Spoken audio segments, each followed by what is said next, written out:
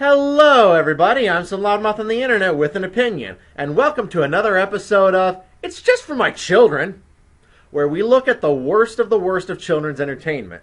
And it seems second only to horror movies, children's movies are the one genre that has those few franchises that just won't die, even though it's so obvious to everybody involved that they have no reason to continue. And there's probably no better example of that, apart from maybe Alpha and Omega, than Fox's increasingly bad Ice Age movies. The franchise was a starting vehicle for Blue Sky Animation, a computer animation company owned by 20th Century Fox and made to compete with the starting popularity of Pixar and DreamWorks animated movies like Toy Story and Shrek. Back in 2002, they released their first feature, Ice Age, a basic animated movie set in the year 20,000 BC and featuring a bunch of now extinct Ice Age mammals finding a human baby and trying to bring it back to its family, and along the way forming a friendship with each other. The movie was nothing special and was subpar compared to the best of Pixar, and it was merely average by DreamWorks standards, but it was perfectly cute and fine animated movie with likable characters and a few genuinely funny gags. Modern architecture. It'll never last. It was a minor hit for the company, making a follow-up inevitable. As I said in my editorial for Monsters University, I have absolutely no problem with animated movies getting sequels if it's to bring these characters into new or interesting directions that the first movie set up. The problem was, it was very clear from the get-go that Blue Sky Animation had no interest in doing this. Pixar, when it makes a sequel, seems to try something new with its characters and builds on the themes of its predecessors in a way that feels natural. Finding Dory, for example, builds on themes of mental health that the first Finding Nemo touched upon in a very wonderful way. Even the much criticized Cars 2, widely considered Pixar's worst movie, at least tried not to repeat the first Cars, but did something new with this world. Blue Sky Animation just doesn't give a shit about the quality of its movies. And if you look at their box office, why should they? In 2009, Pixar released Up, a movie that received widespread critical acclaim and even an Oscar nomination for Best Picture. It is hailed as a masterpiece to this day. It grossed $735 million worldwide. Meanwhile, Blue Sky farted out an incredibly mediocre at best Ice Age sequel that same year, and it grossed $886 million worldwide. That right there, folks, is why you can't have nice things. Seriously, I wonder why companies like Pixar or Laika even bother to create great animated movies when Blue Sky and Illumination Entertainment have proven that mediocre, lazy crap sells just as well. In some cases, a lot better. The Ice Age sequels got increasingly annoying and lazy with each installment. Never even feeling like movies, but just episodes of a cheap daytime animated show that somehow got a big screen budget. While the movie wasn't the hit at the box office its predecessors were, it still turned a solid profit, making me fearful a sixth installment could be on its way. Remember, movie tickets are like votes. If you vote for a certain party or a certain politician, you are voting for what kind of government you want in the future. The same way with movie tickets, what movie tickets you buy, you're voting for what kind of movies you want Hollywood to produce. So why should you vote against Ice Age Collision Course? Well, let's dig in and find out. We open the movie with, I am not kidding, narration by Neil deGrasse Tyson on the wonders of the cosmos. Of space and matter. It includes all that we see and all that we know. Are you kidding me, Dr. Tyson? You complained about the minor scientific inaccuracies in gravity, but you lent your voice to this? Let's see how accurately this movie portrays the laws of physics. We then cut to more of what usually opens an Ice Age movie, and that's Scrat's typical antics with his acorn. Except this time he lands in a flying saucer that is buried for completely inexplicable and unexplained reasons, and gets to rearrange the entire solar system.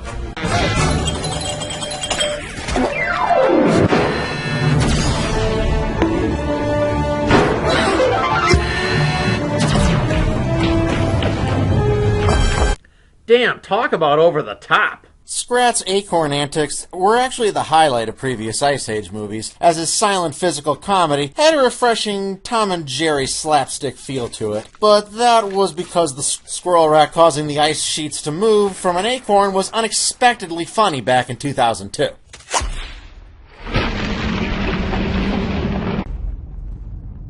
Here it just seems like they're upping the ante to such an absurd degree that it loses its comedic edge. Rather than introduce Scrat into different comedic situations, they simply up the scale of the same situations, which lacks the unpredictability of earlier adventures, leading to them being less funny.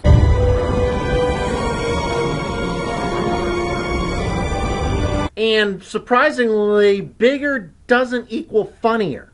As is typical of Ice Age movies, Scrat and his antics are kept mostly separate from the talking characters, who are reintroduced as Manny and his now adult daughter Peaches are playing hockey together. Wait, there's never been a player so tough, so graceful, so desperate to score.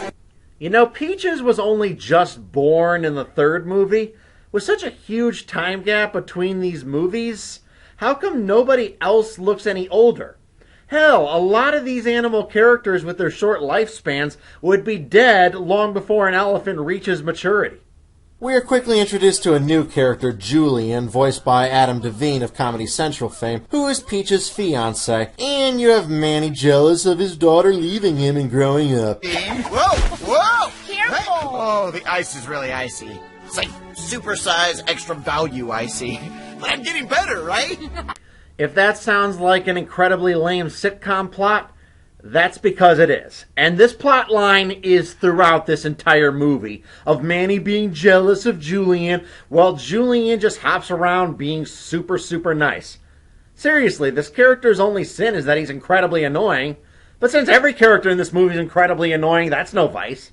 Throughout all this, the possum characters, Crash and Eddie, once again voiced by Sean William Scott and Josh Peck, are here to pop in constantly and make random unfunny jokes and antics. Crash and Eddie reporting for duty. Duty. Tell that asteroid. These two have been around since the second movie, and they have annoyed the living piss out of me ever since.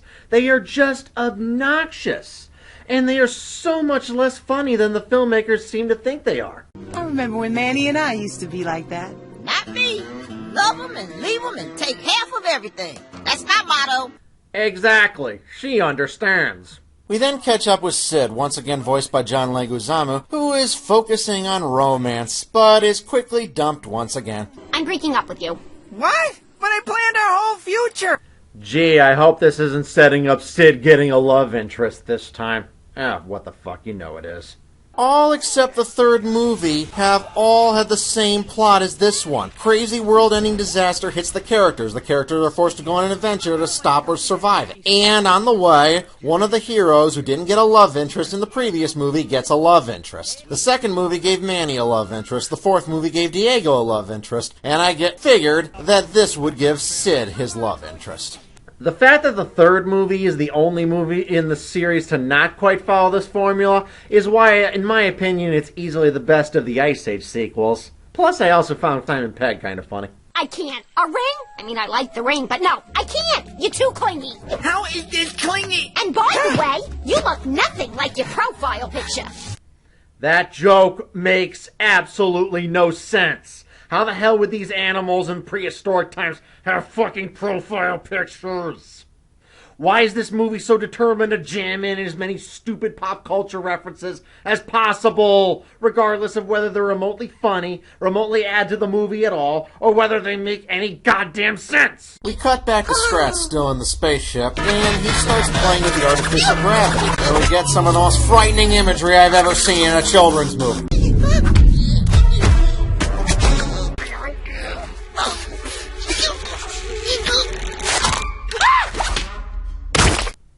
Ah! Well, there are your kids' nightmares for the next few weeks. You know, in Looney Tunes shorts, you know how characters would often get blown up or fall off cliffs, but they weren't fucking skinned alive. We cut back to Manny, who apparently forgot his anniversary. His embarrassment is short-lived as a meteor shower suddenly begins.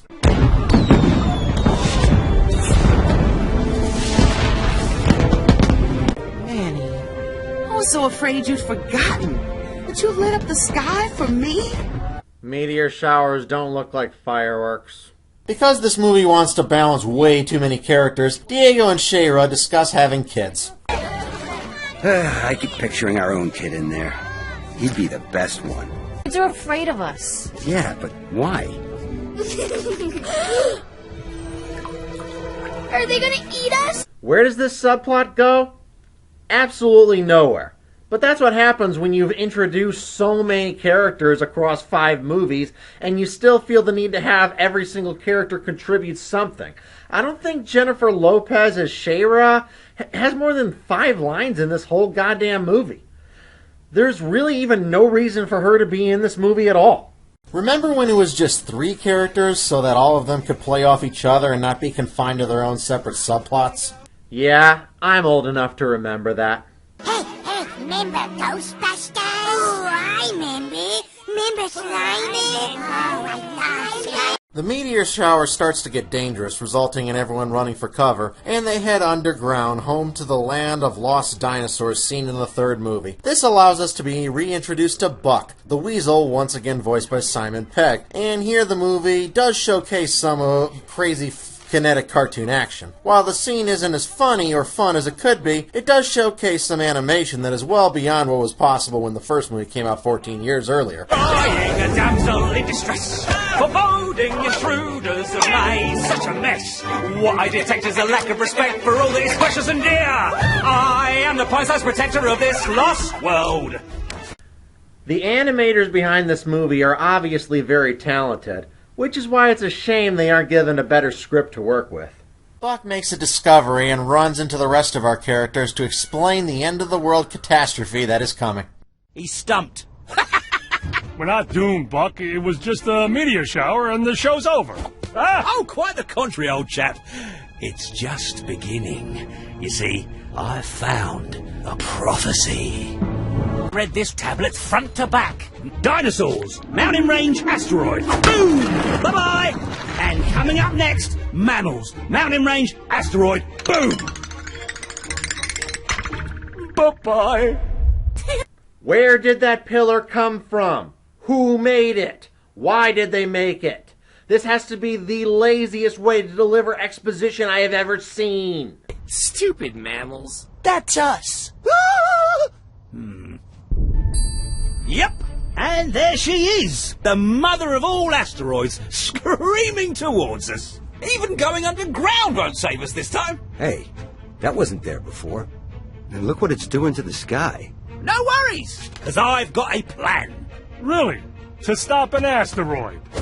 Look, the last 2 asteroids have pummeled the Earth in the same spot, and it's about to happen again. We've got to go there and see what's attracting the asteroid. Once we know why it's coming, we can figure out how to send it somewhere else. That plan is so dumb, I wish it had a face so I could smack it.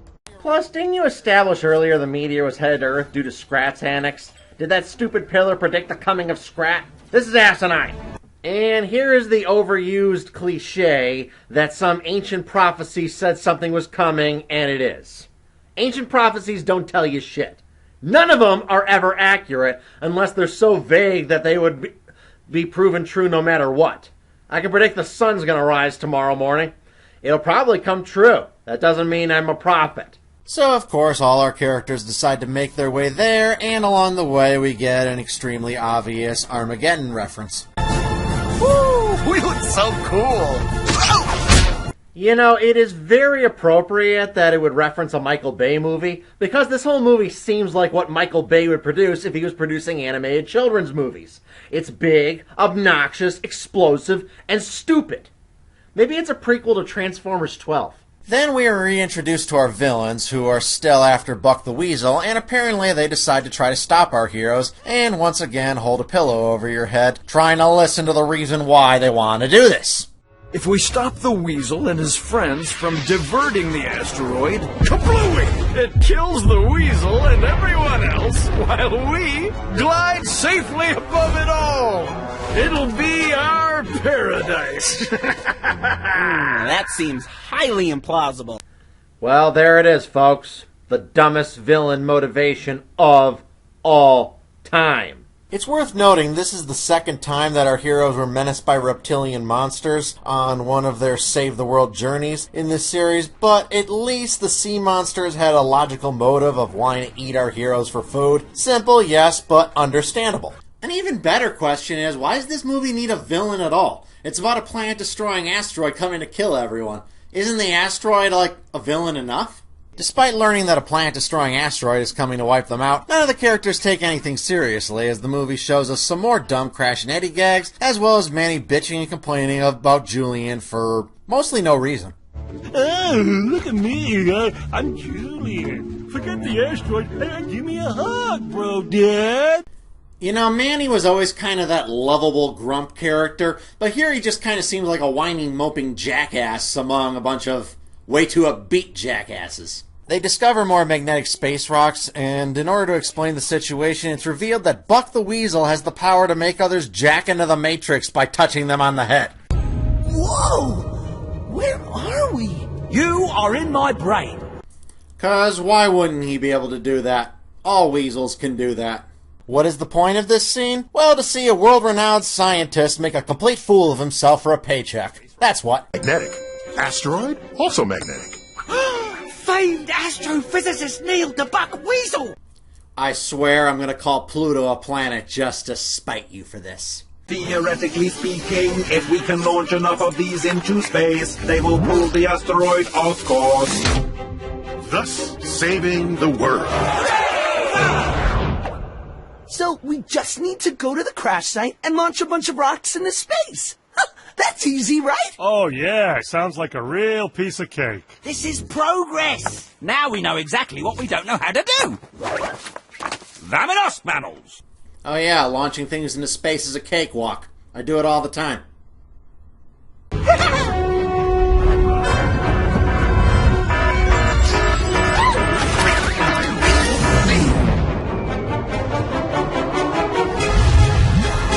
Let my mammals pass! That's never gonna work.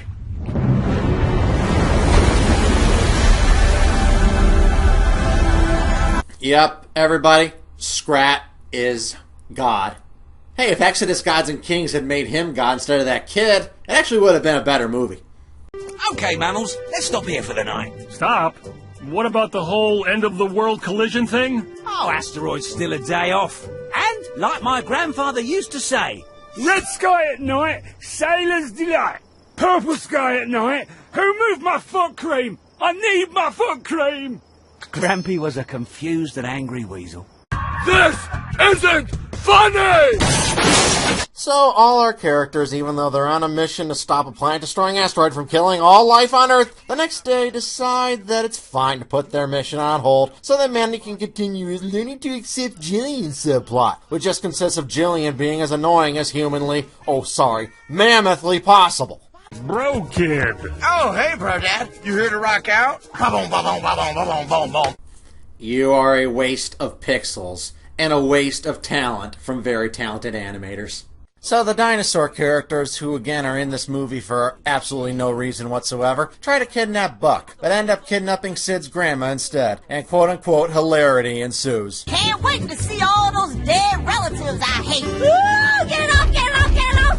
Ah! And that's how it's done. Hello? Angel? Am I in heaven? It's so dark and squishy in here. What does this add to the movie? Nothing. What do these characters add to the movie? Nothing. What does this movie offer in general? Nothing. The rest of this movie's characters try to find Sid's grandma and make their way inside the asteroid, which they find out is a magnetic neon wonderland. And it's here where we meet the earlier mentioned Sid love interest. Pinch me! Or should I pinch you? Dream.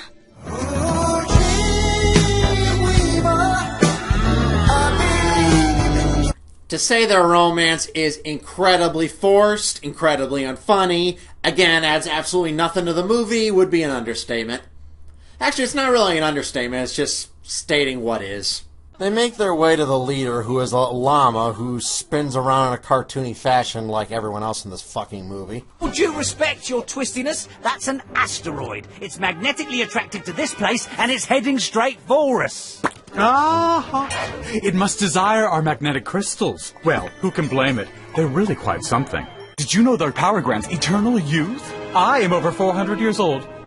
So magnets are the key to immortality. Okay, magnets.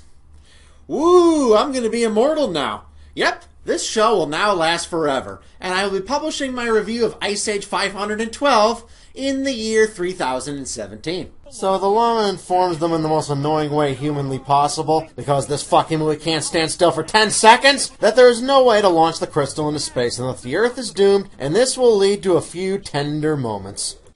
Don't cry. Look on the bright side. We get to see our lives flash before our eyes. I get to fall in love with you all over again. We did a good job raising her. 2 days ago, I'd have given anything to keep her with us. Now I'd give anything just to see her get married and leave home. Play with her kids. You know, if the last half hour of this movie hadn't been so consistently obnoxious, this might actually be a really good scene. The problem is, up until now, nobody has taken this planet-ending threat the least bit seriously, and thus them suddenly doing so now really breaks this movie's tone in a very unnatural way. Sid's romance goes insanely well, and she proposes to him. Will you be my mate for life? Oh, Brooke, I don't know what to say.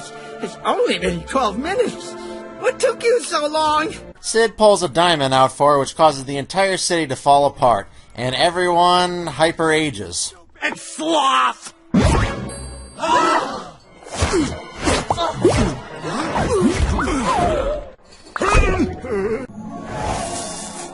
Whatever we had, it's over.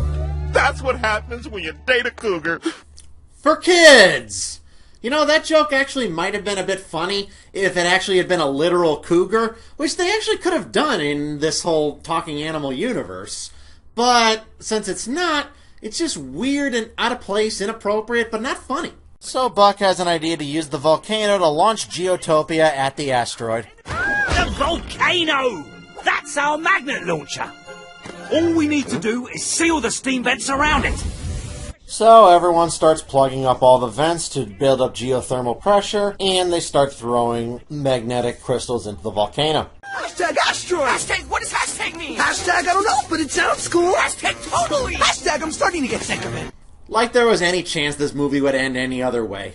So those dino birds show up and start causing trouble until Buck convinces them that their plan was beyond idiotic by stating what is extremely fucking obvious. Don't understand! You see that? If that asteroid hits, we all die! That's where you're wrong. See, while you run for your mammal lives, we'll be high in the sky, cruising above it all.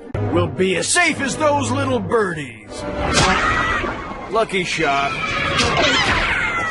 Very lucky shot. You know, I really now want that asteroid to hit just to get rid of these stupid characters. So the dino bird things help move the crystal out of the ditch, and the movie ends with Julian and Manny pushing the crystal into the volcano, and of course the whole Earth is saved.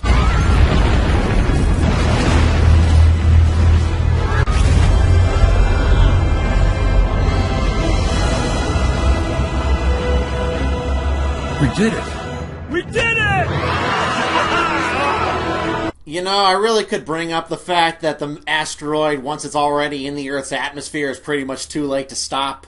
But why bring any part of brain functioning into this movie now? So Sid's love interest, who of course has aged well beyond him, decides to separate, leaving the movie on a slightly somber note. You've got your whole life in front of you. Ha ha ha! I'm just kidding, that actually might be a little bit unexpected. Actually, one of those rocks makes them all young again, and thus Sid gets his love interest because everyone needs to be happy. We get the wedding between Peaches and Julian and blah blah blah, movie over, right? Yeah, I wish. Planet. Well, no, because we actually have to cut back to Sprat, who this time commits planetary genocide and destroys all life that apparently used to be on Mars.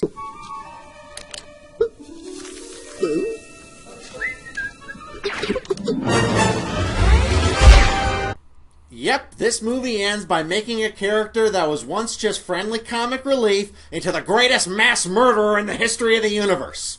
So that was Ice Age Collision Course. You parents of the world, you paid for this. Any buyer's remorse?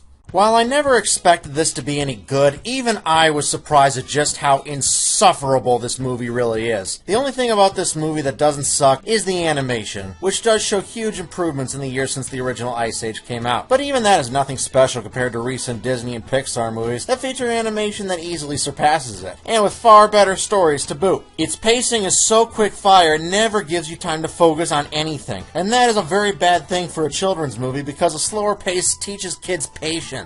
This movie so rapidly fires terrible jokes at you, it feels like an assault on your senses. I can't think of a single good laugh in this movie, and I barely could think of even a mild chuckle. Its story is as unoriginal as it comes, recycling the plot of its predecessors, and it's amazing how much you don't care about the fate of the world because these characters who inhabit it give you no reason to feel any connection to any of it. Even with the planet about to be destroyed, nobody on screen can do anything but leap all over the screen making dumb jokes and out-of-place pop culture references. The whole movie is a mess of pandering cliches that needs to die as soon as possible, and its borderline tragic Blue Sky continues to profit from such lazy crap while so many better creative projects fail at the box office.